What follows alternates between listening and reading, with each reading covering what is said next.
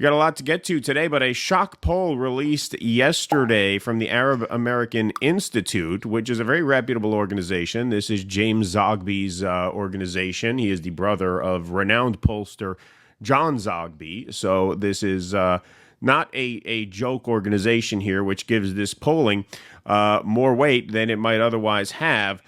Since we first began polling Arab Americans 30 years ago, the community has consistently favored the Democratic Party, with the margin of that support holding steady at nearly 2-1 for the past decade and a half. The Biden administration's handling of the crisis in Gaza, however, has eroded that support, resulting in Arab Americans now evenly divided between the two parties, 38% for each. Both Democrats and Republicans saw an increase in identification at the expense of independents. Democrats saw the largest increase in identification after hitting an all-time low, 23%, in the immediate aftermath of October 7th. Equally revealing is the fact that by a slight majority, 46-43, voters in the community say they would prefer to see Republicans controlling the next Congress.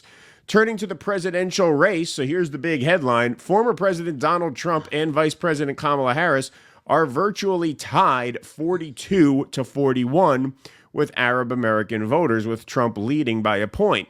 Looking more closely with those that report they are very likely to vote, Trump leads Harris 46-42. Only 79% of Democrats support Harris, while 89% of Republicans support Trump. Kamala Harris regained much of the support Biden lost after October 7th, but Harris remains 18 points below Biden's 2020 level of support with Arab American voters. While some headlines based on a few organizational member surveys have suggested a third-party candidate could garner a plurality of the Arab American vote, this nationwide poll of voters suggests otherwise. All the third-party candidates combined received just 12% of the Arab American vote. Now, caveat to that, in Michigan, they're polling at around 40%. So in the states where it's most important, actually, you could argue the most important state in terms of the Arab vote, Arabs are voting for Jill Stein 40%, which is much higher than Trump, who's in second, and obviously Kamala, who's dead last among Arabs in Michigan. But nationwide, it's Trump who is actually the beneficiary of the community's anger and despair over the Biden administration's failure to prevent the unfolding genocide in Gaza. So they start out saying Arab Americans tend to vote Democrat 2-1, meaning 60-30. So that gives you a baseline of about 30% Arab support for Republicans.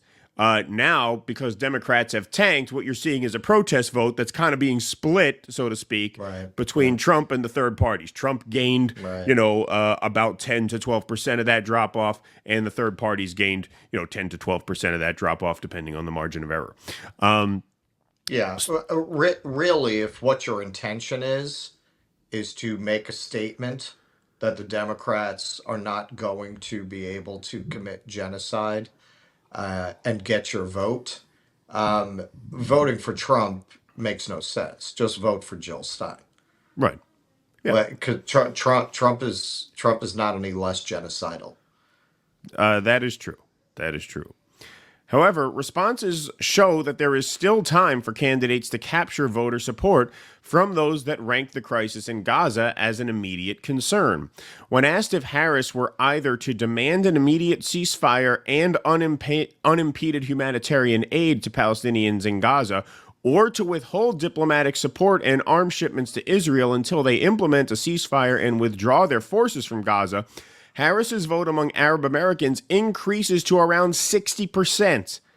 60%. So this is what we did a segment a few weeks back where MSNBC did this report showing that among all voters in the key swing states of Michigan, Pennsylvania, and Wisconsin, supermajorities wanted a ceasefire and majorities wanted either conditioned aid to Israel or canceled aid to Israel. That was among all voters in swing states, not just Arab voters.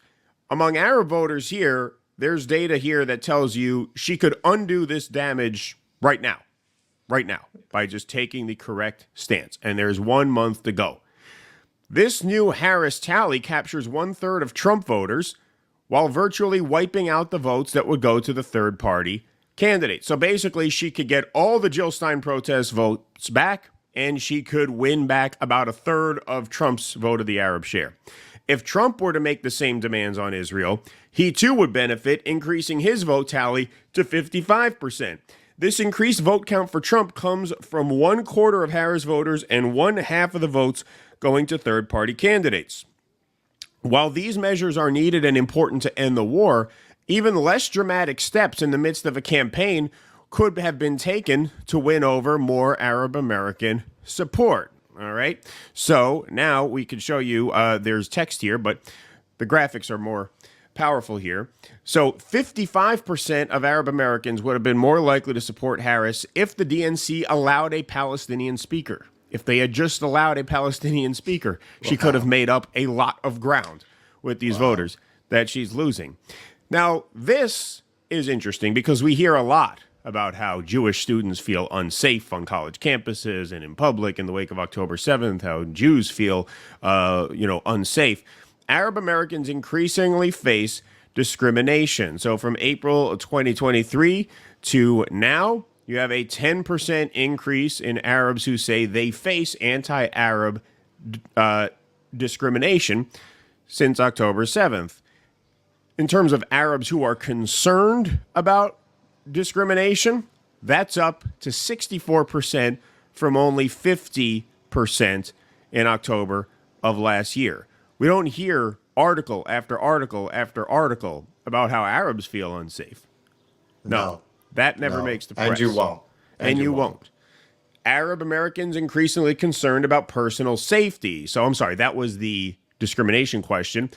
The personal safety one, that's even more drastic, though. A plurality of Arabs in October 2023 did not feel concerned about their personal safety. They said no, 49, and only 45% said yes. Now, look at that number. 60% say yes, they're concerned about personal safety. Only 38% say no. That's pretty dramatic. What was that study that came out that Nick tweeted out, no one gives a fuck or whatever? It was, 44% of Jewish students on campus said they felt concerns for their safety.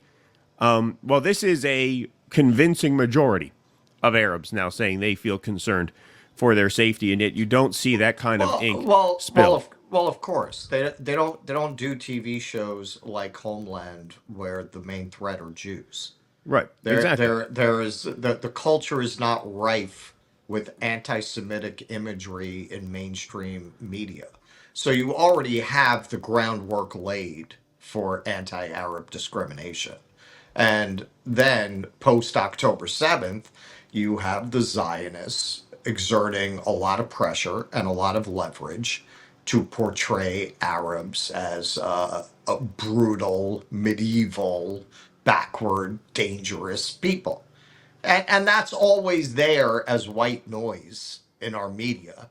And they've just cranked it up post October 7th to justify their genocide. Yes. Yep. That is true. And the other thing that I have to say here, so obviously you have now Trump nationally as the sort of accidental beneficiary of this protest vote. About half of it's going to the third parties, half of it is going to him. What this also shows you is Russell wrote this article as kind of a half-serious proposition a few years back. It's one that we keep coming back to. The sort of changing demographics between the Democratic Party and the GOP. And what you're seeing now is if Trump has a lead or is tied, it seems like even accounting for margin of error, it's pretty much a dead heat among Arab voters. It's pretty much a dead heat among Latino voters. Trump has made inroads with black voters, not as many as he should have. He was polling up, north of 20%. Now he's back down around, the 14 to 17% mark, which is not terribly surprising given a lot of the choices he's made in these past couple months, namely, insisting on litigating whether Kamala Harris is Indian or black. Yes, that appeals to a certain cohort of black voters, but not most. I think he's hurt himself there. Kamala hasn't helped herself. Kamala is still polling under 80% with black voters, and Trump is around 15, which means there's still some out there who have not made up their mind or are voting third party. But the point is, you have Latino vote basically split. You have the Arab vote basically split. You have Trump doing much better with black voters than Republicans historically do. You have Democrats losing major ground among union households. A poll came out. Kamala Harris has only a 9-point lead among union households, which is far behind where previous Democrats have polled. So you ask yourself, given all of this polling, how is this a close race? This is a close race because what Russell said was true, which is that the old Chamber of Commerce, white collar PMC voter has migrated from the Republican Party to the Democratic Party. They are now the Democrats' voters. The old PMC Bush Cheney Republican who lives in the suburbs and, is sort of marginally involved, knowledgeable about these things, they now vote Democrat. That must be true. It must be true. There's no way this would be a 50-50 race if it weren't true. Because if I told you 15 years ago, Republicans have about 15% of the African-American vote, they have almost half of the Latino vote, half of the Arab vote, and almost half of the union vote, you would say, well, it's a landslide for the Republicans. The only way the Democrats keep this close is that they have taken the old white-collar Republican base and made it their own. Right. And those are the only people really who are represented in our politics because in the end, the Republicans may do this very traditional anti-intellectual American signaling. Yeah, we don't need none of that fancy health care. Yeah, they may do that, but is that really a pro-worker agenda? Right. Is their position on abortion really a pro-worker agenda? Is even their position on gay rights a majoritarian position at this point? So you're in a weird place now where the Republicans, post Reagan, post GW, they mastered Nixon's silent majority cultural resentment language. So they pulled in a lot of people that way. But they haven't adjusted their policies. Right. Now, some people look to J.D. Vance, but J.D. Vance has all of his crazy shit with IVF and all of this crap. So will you wind up, if you keep getting these workers filing into the Republican Party, will you eventually have a reckoning where that voting base really tries to turn it into the FDR era Democratic Party, a true workers' party? Maybe. We're not there yet. The Republicans are certainly not a party for workers, quite the opposite. Right. In the end, how are Republicans going to handle something like a longshoreman strike? They're gonna Taft-Hartley it right away. Right. So but then on the other side, the ruling class are the only people who have representation. And even within the Republican Party, all that working class language, it's a smokescreen. In the end, on economics, not only are they going to rule in favor of those elites, they'll go further.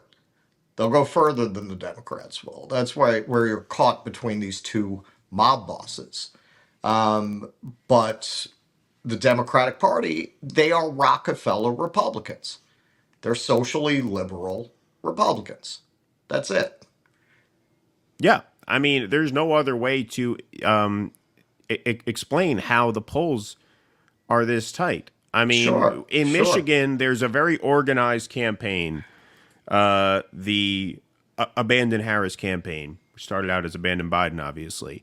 They are organizing specifically to boycott the Democratic ticket with the express goal of not voting for Donald Trump either. That's why Jill Stein has such strong numbers in Michigan with Arab voters, 40%. Where that organization is not as present, it kind of makes sense that people would defect, at least some of them, to Trump because third parties just don't have the high profile that they have in some places because there's actually organized movements, to get people into those camps. Nationwide, yeah, it makes sense that Trump would pick up some of that protest vote. And I want everybody to cite this number.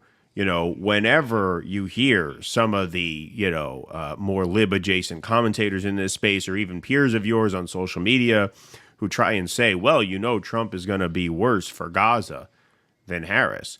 Well, it seems like the Arab voters are willing to take that chance, or willing to, at the very least, if they don't see it as taking a chance, they're willing to make a statement that we will not reward genocide, even if it means a worse outcome in the short term. But I guarantee you, the way they're thinking is, as somebody it's said, not a worse outcome. It's not really a worse. How could it be worse? It can't be worse. I was just gonna say, man, I saw somebody say, what are they gonna do? Dig them up and kill them again? Yeah, no. Like how how much worse than genocide can genocide be? It's a fucking genocide. They are unmercifully killing as many of these people as they can. Yeah. There's no sense that, well, because the Democrats are in charge, Israel is exercising some restraint. They're not exercising any restraint. What they do under Trump is going to be exactly what they're doing now, killing everybody. Yeah, I think what the only possible difference is the speed at which it happens, because Trump is under no obligation, because of the composition of his base and donors like the Adelsons. He's under no obligation to make it look like he's trying to rein them in. Democrats have to look like they're trying to rein them in. Right. They have to call them up. But hey, it has no effect. It has no effect. The only effect is that it draws out the timeline a little bit more, because they have to move a little bit slower.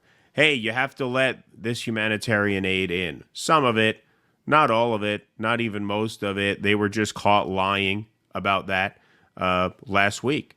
So I think the only possible difference is the speed at which it happens. Trump will just give them the green light. Go ahead, do what you have to do.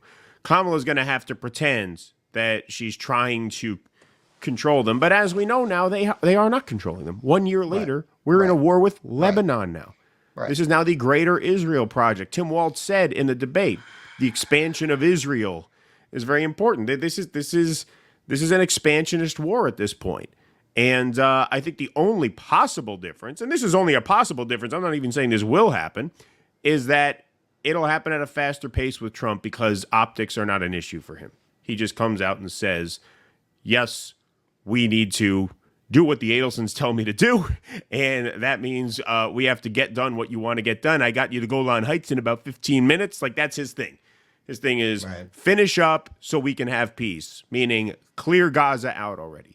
Whereas the Democrats have to do this dance. That's the only difference, and I think the Arab voters recognize that, which is why I think some of them are defecting to Trump. The statement there is not so much a pro-Trump statement, but it is a statement to punish Democrats. Right, that's what the abandoned Harris people are saying. What they are saying, what Shama told us, she works obviously hand in hand with that movement in Michigan. They're actually having a rally in Dearborn, Michigan, this Sunday. Workers strike back with the Jill Stein campaign and the abandoned Harris movement. They're having a same sort of event that they had in Chicago. They're having this weekend. I will tweet out the details for that. You should go if you're in the area, obviously. They are not shy about their goal. Their goal is not just to mount some protest vote. Their goal is to cost Kamala Harris Michigan. They want her to lose that state. Now, lose that state could only mean one thing. Jill Stein's not going to win Michigan. That means Trump wins Michigan. That's their goal. They understand that this type of politics cannot be rewarded. And so that is their goal. And so it makes sense that, broadly speaking, you would have a certain amount of that protest vote going to the third parties and a certain amount of that protest vote going to Trump. Please clap.